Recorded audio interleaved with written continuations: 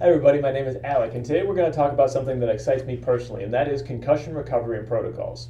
As someone who used to do some relatively high-impact athletics and have had a lot of friends impacted by concussions, I like to keep an eye on the pulse of what's going on in the research world. And a new research article has come out this year from the neuro section of the Physical Therapy Association that shows us some really promising ideas about new ways to rehab concussion.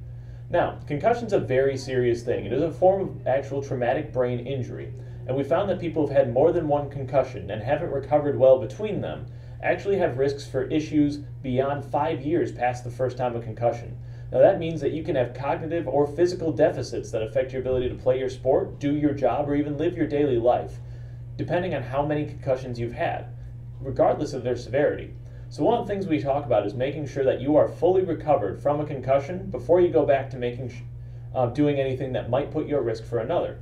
So, the old way we used to do this was we would put you on a very, very heavy rest. And by old, I don't mean very old. This is up until this year.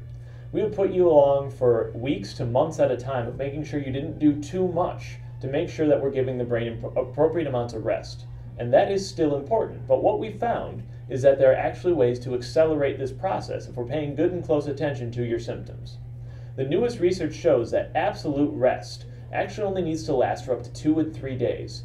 Now that's great news because that means that you can start getting better sooner and you don't have to wait quite as long. That said, that doesn't mean you're going to be back to sport right away. What it means though is that you get to start moving. The early stages of concussion rehab actually occur less with our brain and more with trying to do some things that can encourage brain healing. With us, that includes very, very, very light, and that is around the area of 3 METs, which is a metabolic unit, which is how we measure some of the intensity of exercise.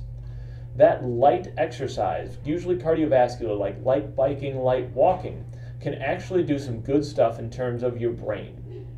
Now, once you get to the phase where you're symptom-free and you can do that light exercise, then we can do a little bit more moderate, up to that 3 to 6 MET range.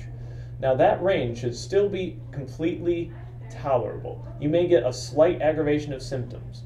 You'll notice something I'm not talking about here, and that's actually resistance training, lifting weights. Now, there are many reasons behind that, but one of the big ones is that actually causes a little bit of an oxygen deficit in our brain. We want to make sure that your brain has good energy supply while we're in our healing process. The other thing you've noticed I've not talked about much is cognitive therapy, making sure that you're thinking, solving puzzles, and that type of thing can be very important to recovery as well, because thinking is actually a lot more energy demanding to our brain than we realize. And making sure that we're not doing anything that's too cognitively demanding can be very important in our early stages of rehab.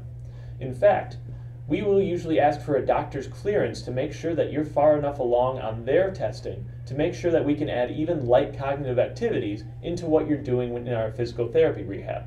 That means that we will start things that are relatively cognitively demanding, including basic sporting skills, but within that light metabolic range to make sure that we're not overtaxing your energy stores. This is a delicate process and we want to make sure we're doing it right. So I would always encourage that if you are recovering from a concussion, you make sure that you have some professionals alongside you, especially if you are intending on going back to a sport.